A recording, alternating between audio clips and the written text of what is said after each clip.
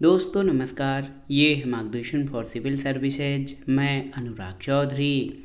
दोस्तों, भारतीय इतिहास के महत्वपूर्ण प्रश्नों के अध्ययन के क्रम में इस वीडियो में प्रस्तुत है आधुनिक भारत के इतिहास के अंतर्गत मराठा राज्य और संघ से संबंधित महत्वपूर्ण प्रश्न, जो आपके आगामी विभिन्न परीक्षाओं जैसे TGT, PGT, ELT grade, government inter college प्रवक्ता, गवर्नमेंट डिग्री कॉलेज, उच्चतर शिक्षा असिस्टेंट प्रोफेसर, केंद्रीय विद्यालय संगठन और नेट जेआरएफ इतिहास के लिए बहुत ही उपयोगी है।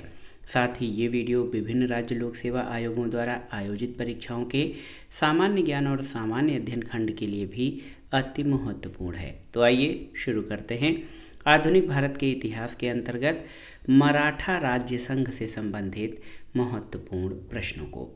देखिए, पहला प्रश्न है, बहुत ही महत्वपूर्ण है। मराठा शक्ति के संस्थापक शिवाजी का जन्म हुआ था कहाँ पर, आपको बताना है।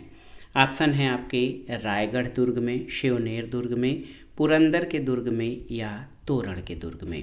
तो सही उत्तर है शिवाजी, छत्रपति शिवाजी महाराज का जन्म शिवनेर दुर्ग में हुआ था। शिवाजी का जन्म 6 अप्रैल 1627 या 19 फरवरी 1630 में शिवनेर के दुर्ग में हुआ था। वहाँ के देवी के नाम पर माता जीजाबाई ने इनका नाम शिवाजी रखा और शिवनेर का दुर्ग पूना के उत्तर में जुन्नार नगर के समीप था। शिवाजी की माँ जीजाबाई देवगिरी के यादवों के वंशज लखूजी जाधव राव की पुत्री थीं। शिवाजी के संरक्षक और शिक्षक दादा कोड़देव थे। तो याद रखिएगा, मराठा शक्ति के संस्थापक शिवाजी का जन्म शिवनेर दुर्ग में हुआ था। अगला प्रश्न है, शिवाजी की मृत्यु तथा राज्याभिषेक कहाँ हुआ था, आपको बताना है। तो सही उत्तर है रायगढ़, ऑप्शन बी।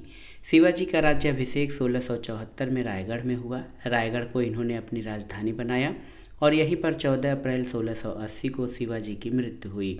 शिवाजी के छोटे पुत्र संभाजी के सौतेले भाई राजाराम मुगलों के आक्रमण के भय से जिंजी में शरण ली थी और 1698 में राजाराम जिंजी से पलायन कर सतारा के प्राकृतिक दुर्गों में अपनी राजधानी बनाई। अगला प्रश्न है, राज्यारोहण के बाद शिवाजी का प्रारंभिक अभियान किसके विरुद्ध था। ऑप्शन है आपके बीजापुर प्रशासन, मुगल प्रशासन, अहमदनगर के शासक या गोलकुंडा राज्य के। तो सही उत्तर है बीजापुर प्रशासन के विरुद्ध जो है शिवाजी का प्रारंभिक अभियान था। ऑप्शन ए आपका सही उत्तर है। राज्यारोहण के पश्चात शिवाजी की प्रमुख उपलब्धि 1677 में कर्नाटक क्षेत्र बीजापुर प्रशासन पर उसकी विजय, जो उन्होंने कुतुब शाह के साथ मिलकर प्राप्त की थी। उन्होंने बीजापुरी अधिकारियों से जिंजी और बेल्लूर छीन लिए और जो इलाके उसके सौतेले भाई एकोजी के हाथों में थे उन्हें भी जीत लिया। अगला प्रश्न है, शिवाजी ने मुगलों को किस युद्ध में हराया था, आपको बताना है। तो सही उत्तर है सलहार, ऑप्शन सी। शिवाजी ने 1659 में सलहार के युद्ध में मुगलों को हराया। शिवाजी का जन्म 6 अप्रैल 1627 या 19 फरवरी 1630 को शिवनेर के दुर्ग में हुआ था।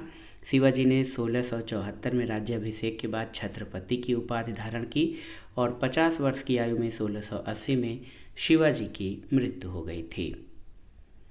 अगला प्रश्न है, निम्नलिखित में से किसे दक्कन क्षेत्र में गुरिल्ला युद्ध नीति का प्रणेता कहा जाता है।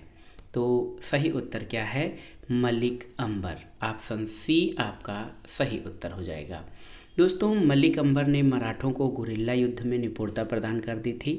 ये गुरिल्ला युद्ध प्रणाली दक्कन के मराठों के लिए परंपरागत थी और वे इसमें और भी निपुण हो गए, लेकिन मुगल इससे अपरिचित थे। अपने सेनानायक भूमिका के कारण मलिक अंबर को गुरिल्ला युद्ध नीति का प्रणेता या प्रारंभकर्ता माना जाता है। अगला प्रश्न है, पुरंदर की संधि 1665 किसके बीच हुई थी, आपको बताना है। तो सही उत्तर आप जान लीजिए, पुरंदर की संधि शिवाजी और जयसिंह के बीच हुई थी।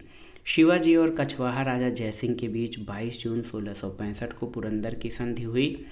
इस संधि की शर्तें थी कि शिवाजी अपने 35 किलों में से 23 किले मुगलों को दे देंगे। मुगलों ने शिवाजी के पुत्र संभाजी को पंच, हजारे और उचित जागीर देना स्वीकार किया और शिवाजी ने बीजापुर के विरुद्ध मुगलों को सैनिक सहायता देने का वादा किया। इसके अलावा अन्य महत्वपूर्ण तथ्यों में 1660 में औरंगजेब ने शाइस्ता खां को शिवाजी को समाप्त करने के लिए दक्षिण का सूबेदार नियुक्त किया। 1663 में शिवाजी रात्रि में चुपके से शाइस्ता खां के महल पर आक्रमण किया। 1659 में बीजापुर राज्य ने अपने प्रख्यात सरदार अफजल खां को शिवाजी को कैद करने या मार डालने के लिए भेजा। अफजल खां ने मुलाकात के बहाने उनकी हत्या की योजना बनाई, परंतु शिवाजी ने इसकी योजना को निष्फल कर स्वयं ही उसकी हत्या कर दी थी। अगला प्रश्न है, शिवाजी की राजधानी कहाँ थी? ऑप्शन है राजपुर, राजगंज, रायगढ़ या रायसमंद। तो सही उत्तर शिवाजी की राजधानी रायगढ़ थी। 1674 में शिवाजी ने अपना राज्याभिषेक कराया और छत्रपति की उपाधि धारण की और रायगढ़ को अपनी राजधानी बनाया। उस युग के महान विद्वान बनारस के पंडित विश्वेश्वर उर्फ गंगा भट्ट ने उन्हें छत्री घोषित करते हुए उनका राज्याभिषेक कराया था। अगला प्रश्न है, शिवाजी के समय स्वतंत्र मराठा राज्य का विरोध में कौन थे? आपको बताना है। पाटिल, देशमुख, कुलकर्णी या सर सुबहरदार। तो सही उत्तर देशमुख। देशमुख शिवाजी के समय स्वतंत्र मराठा राज्य का विरोध करते थे। देशमुख और देशपांडे जिलाधिकारी थे जो मामलतदार पर एक नियंत्रण के रूप में काम करते थे। सरदेशमुखी कर पड़ोसी राज्यों से वसूल किया जाता था जो उस प्रदेश की भूमि कर का 1/10 या 10% भाग होता था, और सरदेशमुखी वसूल करना शिवाजी अपना कानूनी अधिकार मानते थे क्योंकि वे महाराष्ट्र के पुश्तैनी सरदेशमुख थे। अगला प्रश्न है, शिवाजी के समय भू राजस्व की दर संभवतः कितनी थी उपज का? तो उत्तर है 2/5 भाग। शिवाजी के समय भू राजस्व की दर 2/5 भाग या 40% थी। शिवाजी के शासनकाल के प्रारंभ में उपज के आधार पर उपज का 1/3 भाग भूमि कर लिया जाता था। बाद में जब शिवाजी ने अन्य स्थानीय करों और चुंगियों को समाप्त कर दिया तो भूमि कर बढ़ाकर 2/5 कर दिया गया था। शिवाजी की लगान व्यवस्था रैयतवाड़ी थी। चौथर सरदेशमुख मराठा साम्राज्य के आय का प्रमुख स्रोत था। शिवाजी ने भूमि की पैमाइश काठी से कराई। 20 काठी लंबाई और 20 काठी चौड़ाई वाली भूमि को 1 वर्ग या बीघा कहा जाता था और 120 बीघे को 1 चावर कहा जाता था। अगला प्रश्न है, शिवाजी किसकी राजस्व प्रणाली से प्रेरित थे? आपको बताना है। तो सही उत्तर है शिवाजी मलिक अंबर की रैयतवाड़ी या राजस्व प्रणाली से प्रेरित थे। शिवाजी अहमदनगर के सूबेदार मलिक अंबर की रैयतवाड़ी प्रणाली से प्रेरित थे। अगला प्रश्न है, शिवाजी के आध्यात्मिक गुरु का नाम क्या था? तो शिवाजी के आध्यात्मिक गुरु रामदास थे, समर्थ गुरु रामदास, जिन्होंने आध्यात्मिक शिक्षा के साथ व्यवहारिक शिक्षा भी प्रदान की। ये प्राय शिवाजी से कहा करते थे कि समस्त मराठों को एकीकृत करो तथा महाराष्ट्र के धर्म का प्रचार करो। महाराष्ट्र में एक स्वतंत्र हिंदू राज्य की स्थापना करना शिवाजी का मुख्य लक्ष्य था और शिवाजी ने हिंदू पादशाही स्वीकार किया और ब्राह्मणों की रक्षा का व्रत लिया। इस उद्देश्य से शिवाजी ने हिंदू धर्मोद्धारक की उपाधि धारण की थी। अगला प्रश्न है, शिवाजी ने पूना के आसपास के दुर्गों को किन वर्षों में जीता था? आपको बताना है। तो सही उत्तर 1645 से 47 के मध्य, ऑप्शन ए। बहुत ही महत्वपूर्ण प्रश्न है।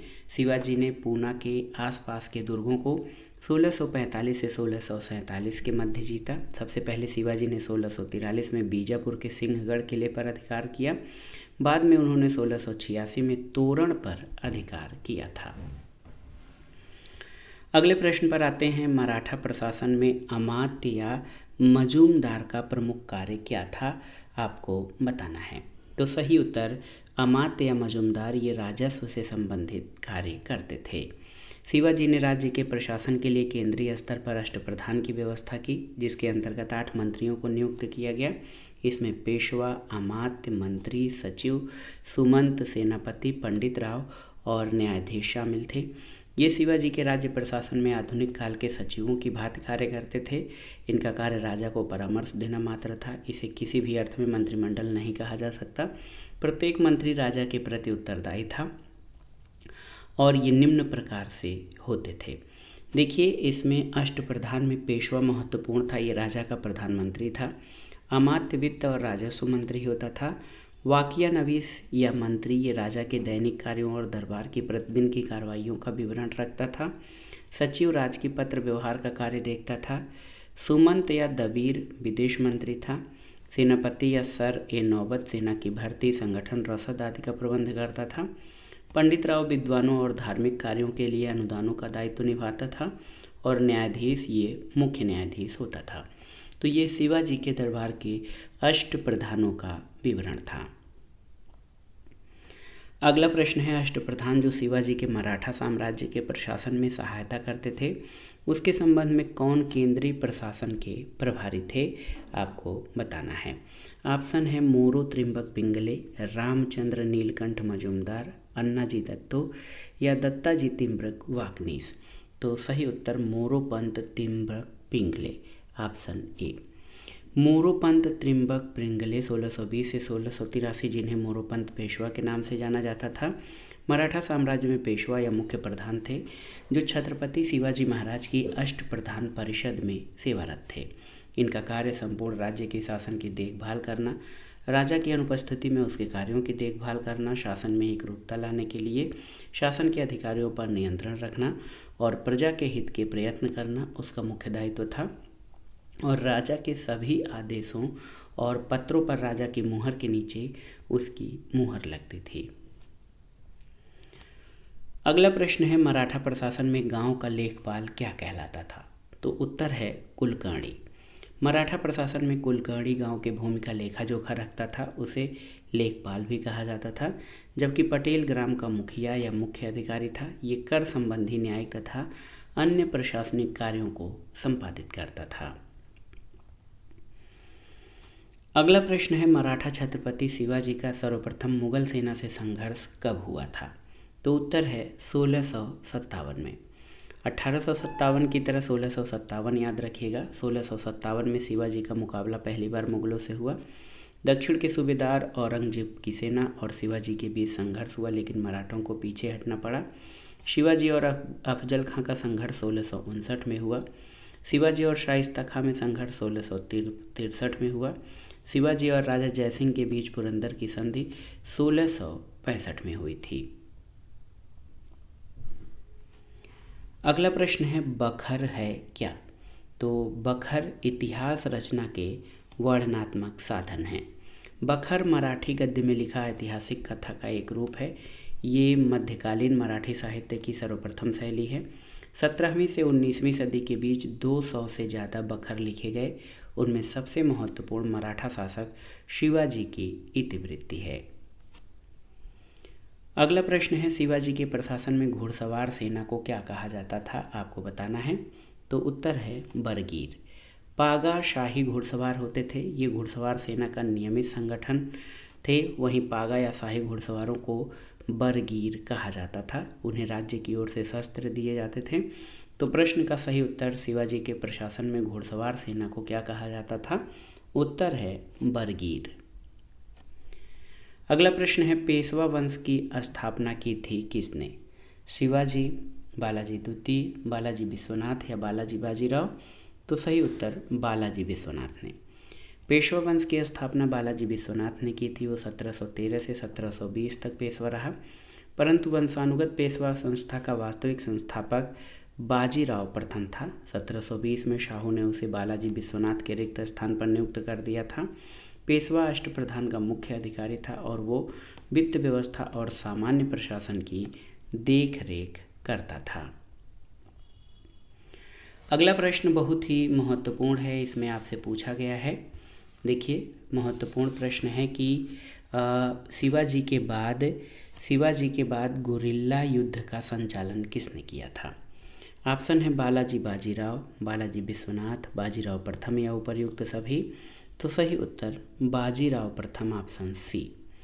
बालाजी विश्वनाथ की मृत्यु के बाद उसके बड़े पुत्र बाजीराव प्रथम 1720 से 1740 को शाहू ने पेशवा नियुक्त किया। बाजीराव प्रथम ने हिंदू पद पादशाही के आदर्शों के प्रसार के लिए प्रयत्न किया और शिवाजी की गुरिल्ला युद्ध प्रणाली को बाजीराव प्रथम ने अपनाया था।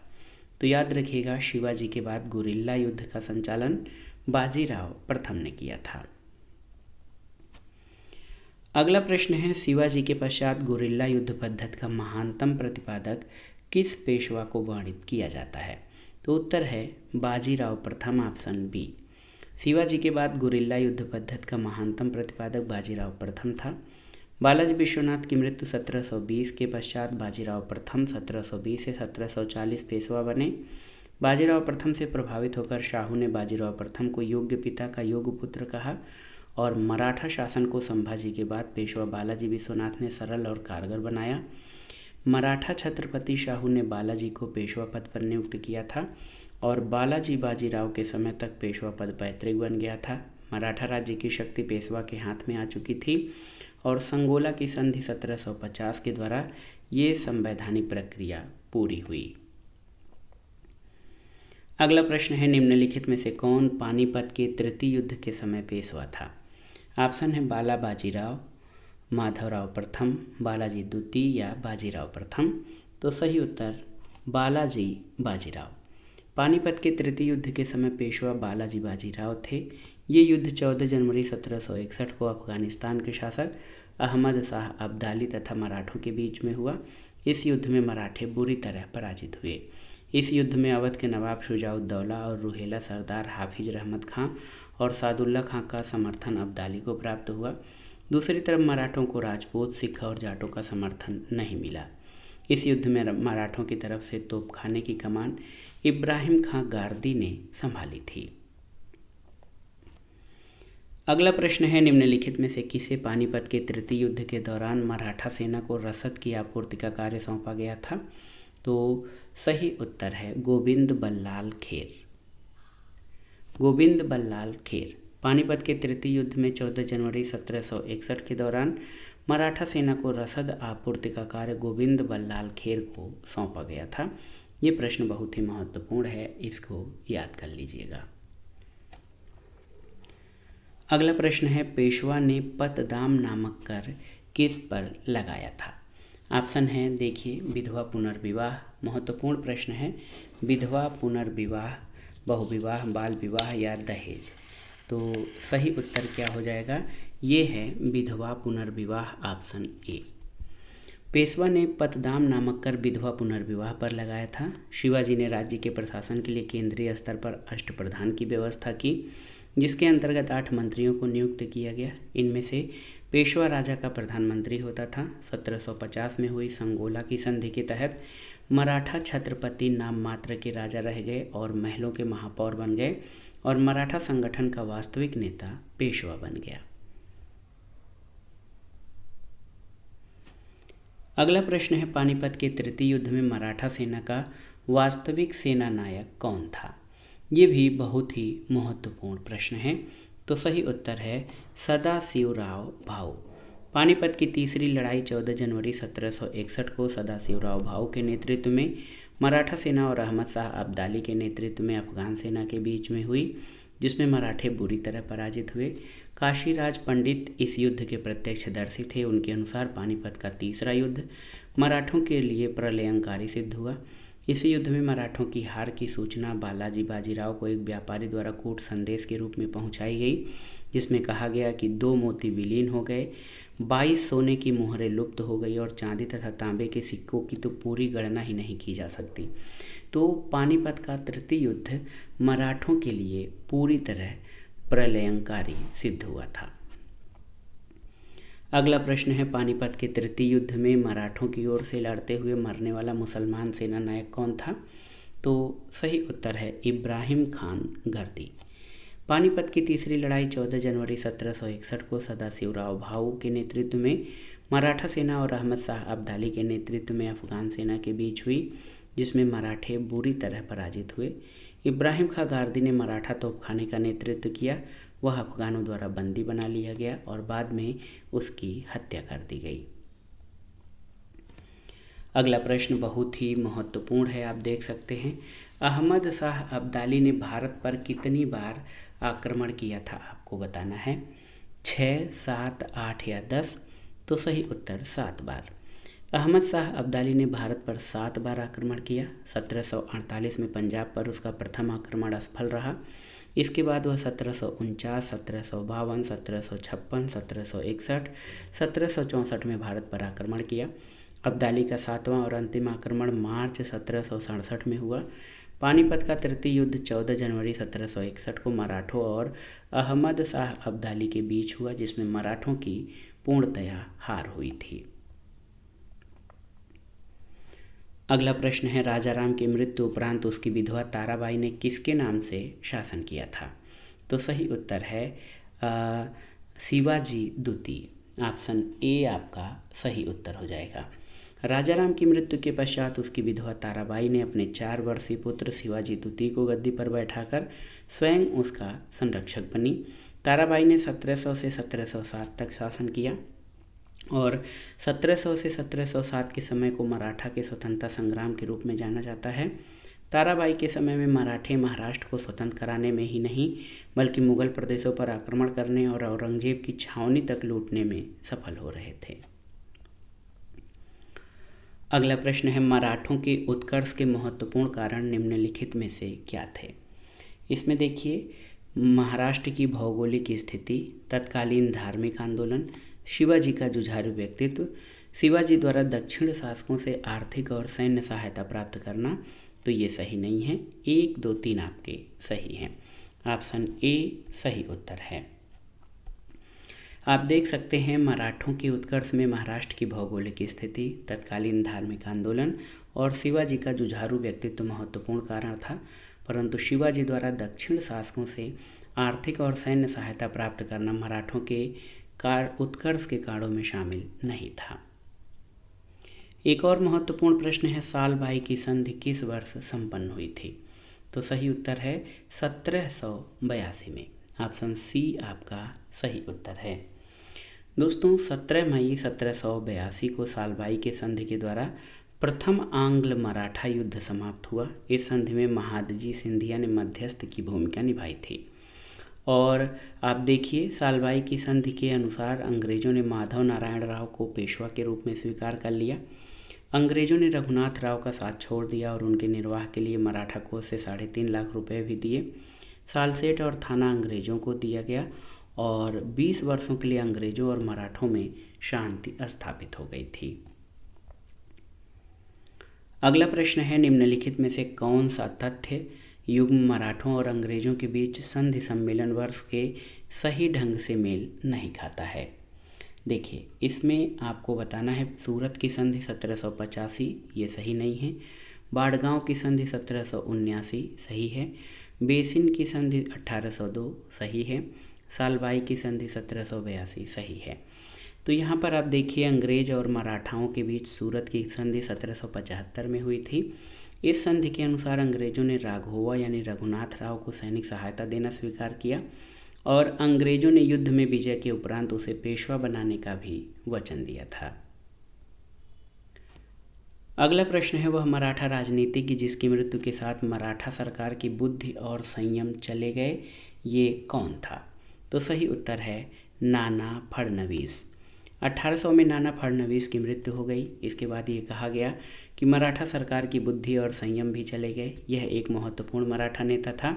ये पानीपत के तृतीय युद्ध में भाग लिया था, किंतु किसी प्रकार बच निकला था।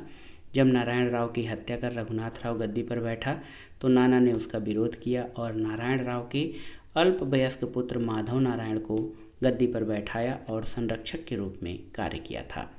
1784 में इसके नेतृत्व में मराठियों ने टीपू को परास्त कर कुछ प्रदेश प्राप्त किए।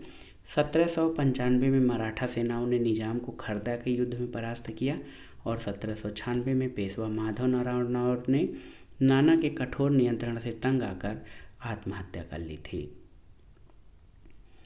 अगले प्रश्न पर आते हैं, बसीन की संधि 1802 किस किस के बीच हुई थी? तो सही उत्तर है बाजीराव द्वितीय और अंग्रेजों के बीच। अंग्रेज और पेशवा बाजीराव द्वितीय के बीच बसीन की संधि दिसंबर 1802 में पेशवा बाजीराव द्वितीय और अंग्रेजों के बीच हुई। इस सहायक संधि के तहत बाजीराव द्वितीय ने अंग्रेजों की संरक्षकता स्वीकार कर ली। इस संधि की शर्तों के अनुसार अंग्रेजों ने पेशवा को पूना में पुनः स्थापित करने के साथ लगभग 60,000 सैनिक पेशवा की रक्षा हेतु उसके राज्य में रखने का वादा किया। जबकि इसके बदले में पेशवा ने अंग्रेजों को 26 लाख रुपए वार्षिक आय वाले क्षेत्र प्रदान करने पर सहमति जताई थी। अगला प्रश्न और आज के वीडियो का आखिरी प्रश्न है कि मोकासा किस प्रकार के दान थे। तो सही उत्तर मोकासा भूमि से संबंधित दान थे। तो ये था आज का वीडियो। आधुनिक भारत के इतिहास के अंतर्गत मराठा राज्य संघ से संबंधित महत्वपूर्ण प्रश्नों का रिवीजन, जो आपके आगामी परीक्षाओं के लिए बहुत ही उपयोगी है। आप इन प्रश्नों को अच्छे से तैयार कर लीजिएगा। वीडियो आपको कैसा लगा हमें कमेंट बॉक्स में ज़रूर बताइएगा। वीडियो को लाइक करें, शेयर करें और इस चैनल मार्गदर्शन फॉर सिविल सर्विसेज को सब्सक्राइब करें। वीडियो देखने के लिए धन्यवाद। नमस्कार।